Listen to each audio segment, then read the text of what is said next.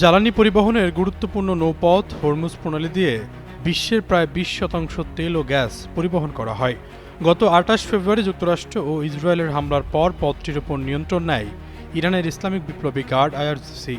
দেশটির সামরিক বাহিনী বলছে, প্রণালীটিতে তাদের নৌবাহিনীর দৃঢ় ও কর্তৃত্বপূর্ণ নিয়ন্ত্রণ রয়েছে। এটি ইরানের শত্রুদের জন্য বন্ধই থাকবে।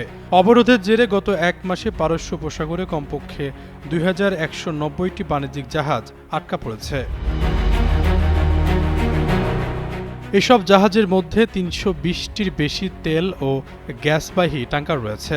এর ফলে একদিকে যেমন উপসাগরীয় দেশগুলোর তেল ও গ্যাস রপ্তানি হুমকির মুখে পড়েছে, অন্যদিকে বিশ্বের বহু দেশে জ্বালানি সংকট দেখা দিয়েছে।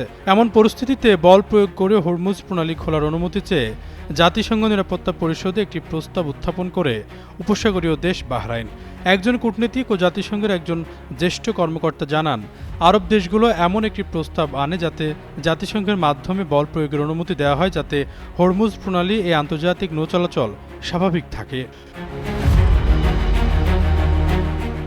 শুক্রবার প্রস্তাবটির ওপর ভোটাভুটি হওয়ার কথা ছিল, কিন্তু ভেটো ক্ষমতাধর 3 দেশের বিরোধিতার কারণে উদ্যোগটি ভেস্তে গেছে। রাশিয়া, চীন ও ফ্রান্স জানিয়েছে তারা নীতিগতভাবে এমন কোনো প্রস্তাবের বিরোধী যেখানে সামরিক শক্তি ব্যবহারের অনুমতি দেওয়া হয়। জাতিসংঘে সাম্প্রতিক বছরগুলোতে বিভিন্ন ইস্যুতে চীন ও রাশিয়াকে বরাবর ইরানের পক্ষে অবস্থান নিতে দেখা গেছে। তবে অন্যতম ভেটো ক্ষমতাধর ফ্রান্স এবারই প্রথম কার্যত ইরানের পক্ষে অবস্থান নিল, যার ইঙ্গিত গত বৃহস্পতিবার দেশটির প্রেসিডেন্ট এমানুয়েল ম্যাক্রোর বক্তব্য থেকে পাওয়া গিয়েছিল।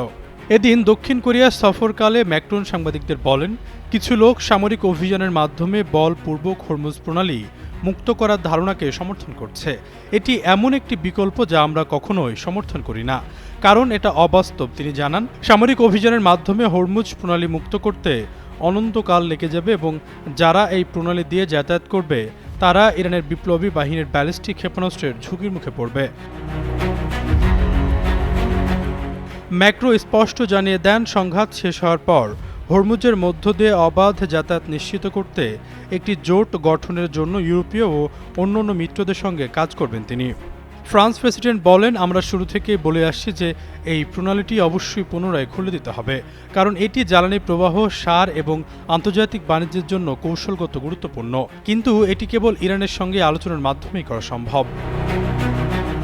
আশরাফুল ইসলাম, যুগান্তর নিউজ।